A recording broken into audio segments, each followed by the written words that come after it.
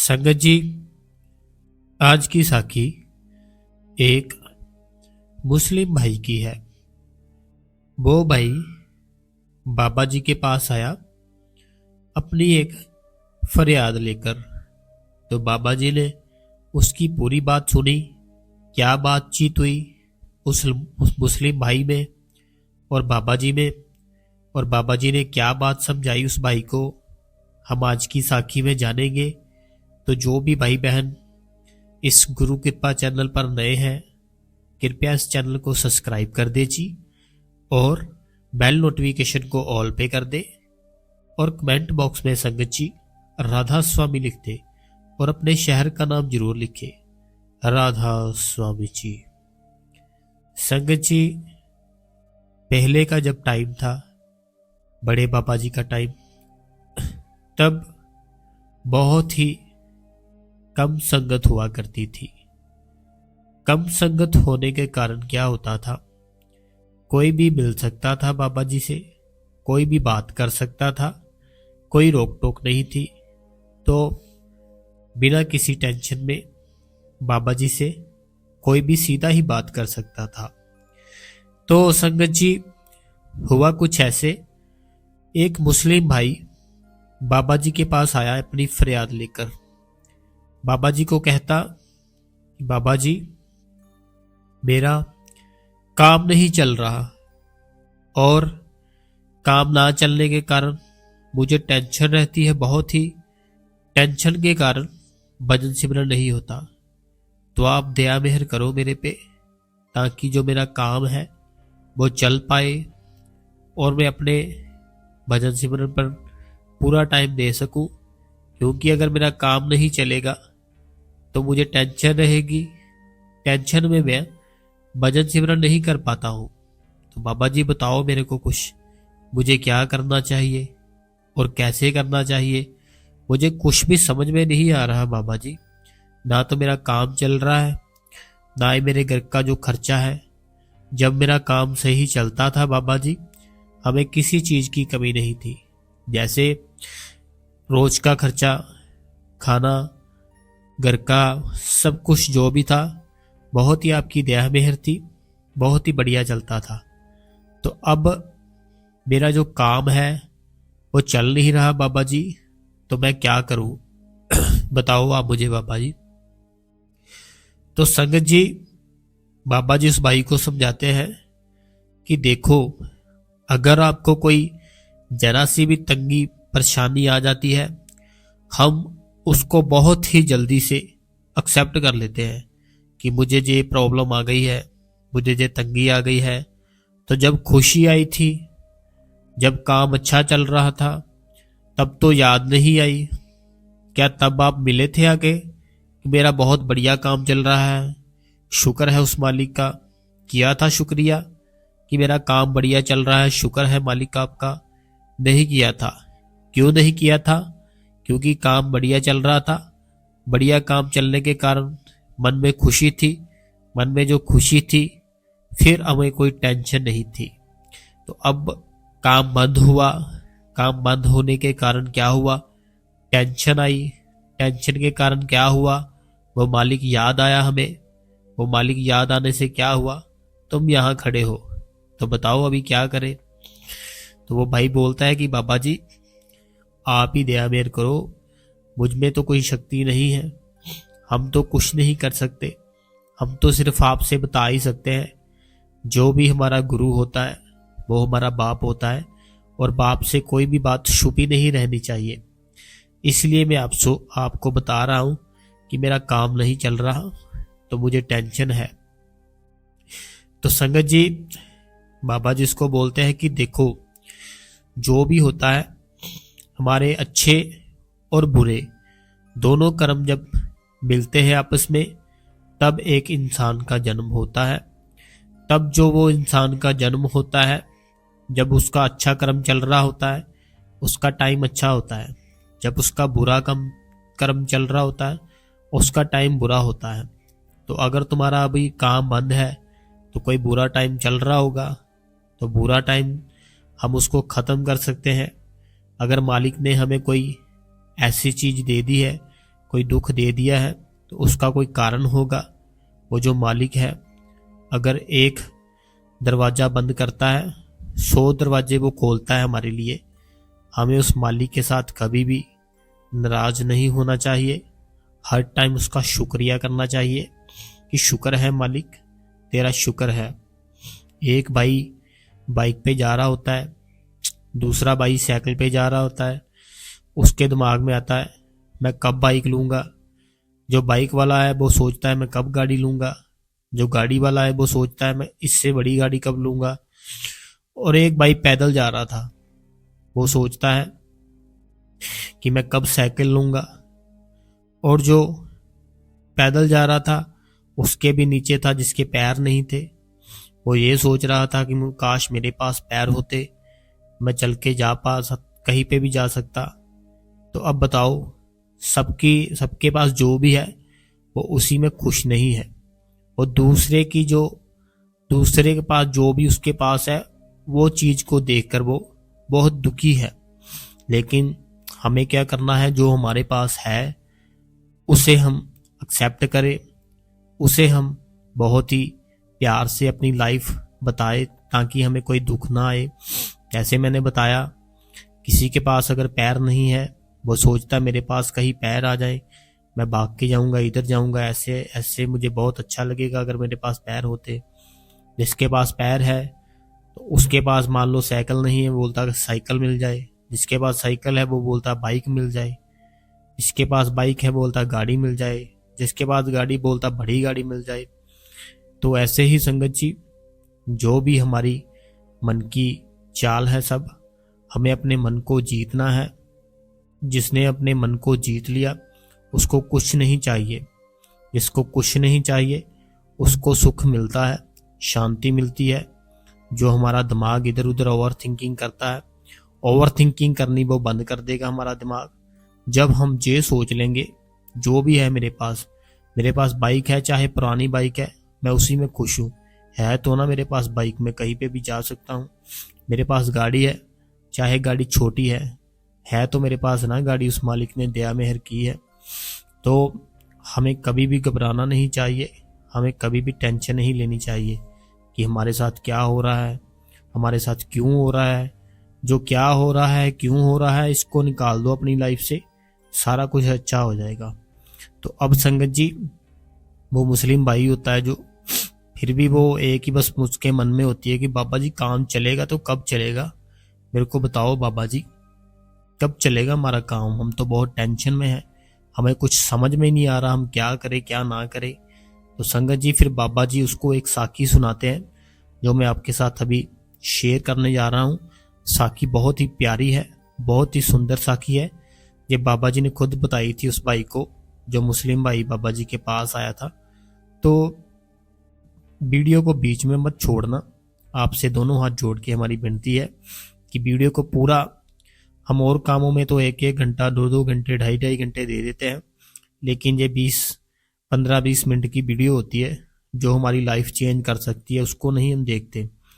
तो संगत जी, बाबा जी ने क्या कहा उसको, बाबा जी ने कहा कि एक गांव था, बहुत ही पुरानी बात है, बाबा जी ने उसको बताया भाई को कि एक गांव था, उस गांव में बहुत से ऐसे लोग थे जिन्होंने कुत्ते रखे थे, किसी ने गायें रखी थी, किसी ने बल्द रखे थे, किसी ने मुर्गी रखी थी। अब जिसने कुत्ते रखे थे वो कुत्तों से काम लेता था, जो डॉग्स होते हैं, कि जब भी हम बाहर जाए घर से किसी को अंदर ना आने देना।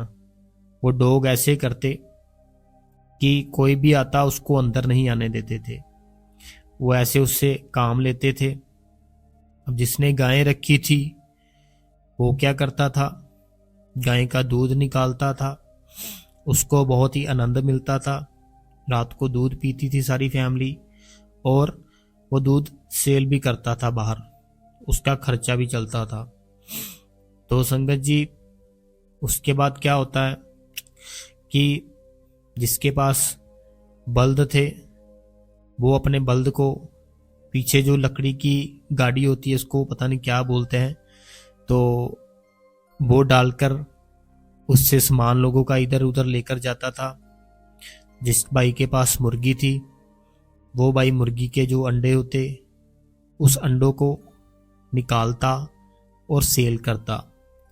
तो लेकिन उसी गांव में एक मुस्लिम साधु मुस्लिम जो भी होते हैं मियाँ जी होते हैं, तो वो जो मियाँ जी होते हैं मुस्लिम, वो सच्चे संत होते, वो जो भी बोलते हैं उनको मुस्लिम को भी क्या बोलते हैं मुझे पता नहीं, तो वो बढ़िया होते हैं उस टाइम के, उनके पूर्ण गुरु होते हैं।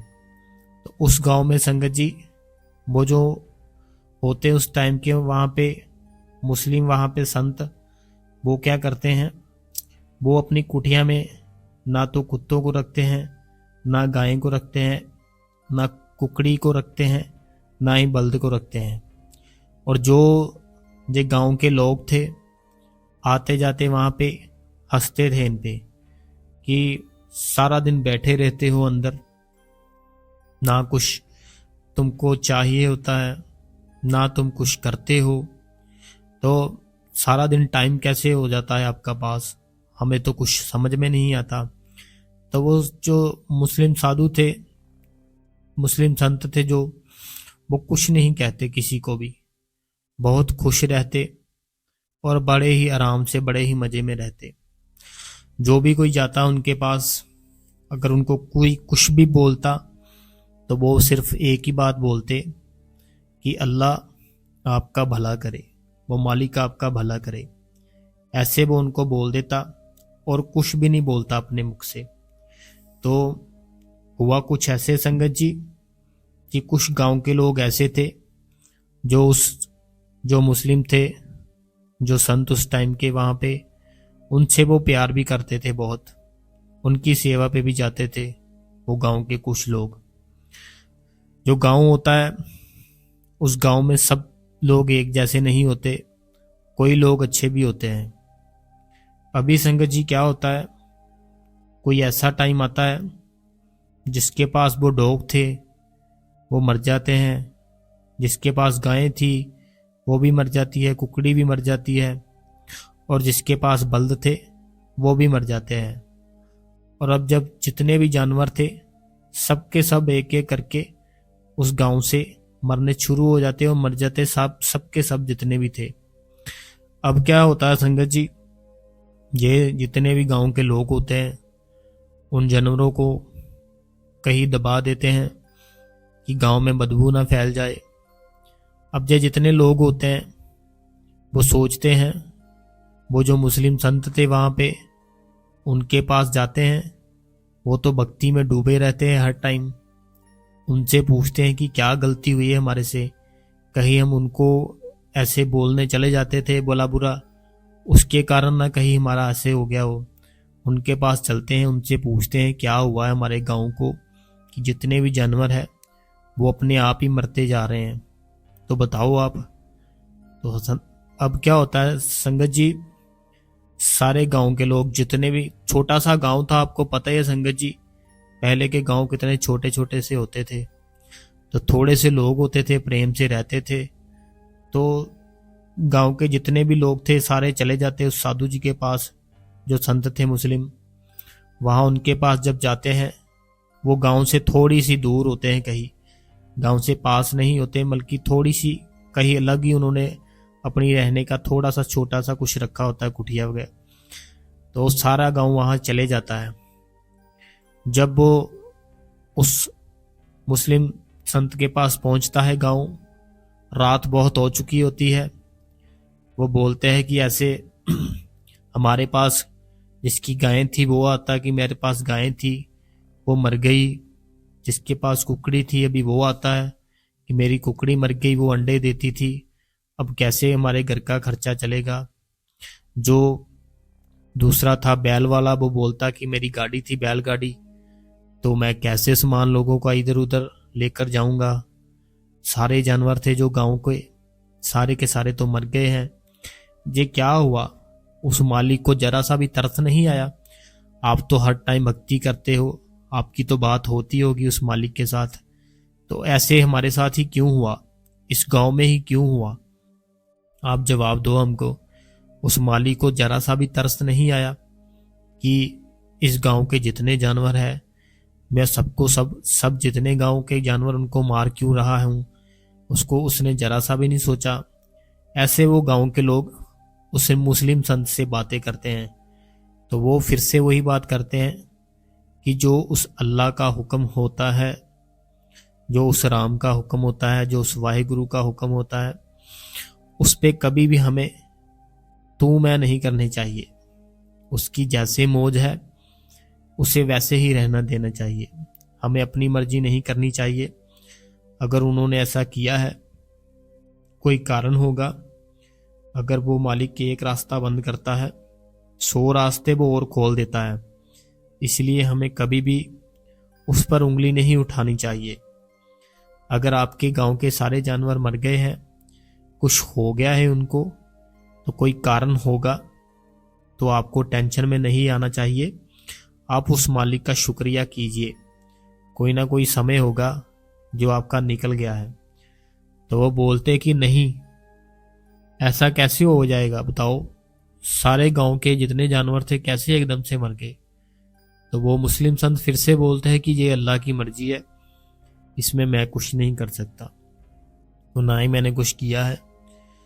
तो वो बोलते ही अभी रात काफ़ी हो चुकी है, आप अभी रास्ते में जंगल है, सुबह चले जाना अपने घर वापस, जितने भी आप आए हो। तो ये अल्लाह की मर्जी थी, जो भी होना था वो हो चुका है। अब आप अपने अपने घर पर जाओ, लेकिन जाना सुबह, अभी मत जाना। तो वो बोलते ठीक है जी।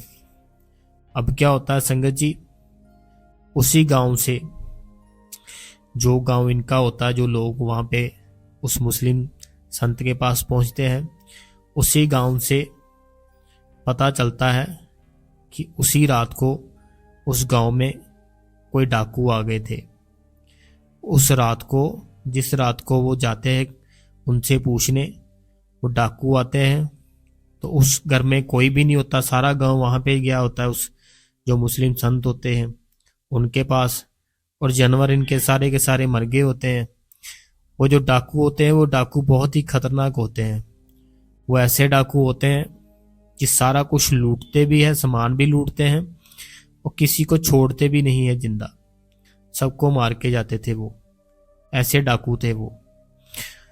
तो अब ये जो गांव था, ये जब अपने वापस घर पर जाते हैं, तो जब अपने गांव जाते हैं वापस अपने घर पे, तो जो पास वाला गांव था वहां पे कुछ लोग इनके गांव आते हैं। वो पूछते कि आप कैसे बच गए, सबके सब आपके घर कैसे बच गए। तो वो बोलते क्यों, क्या हुआ।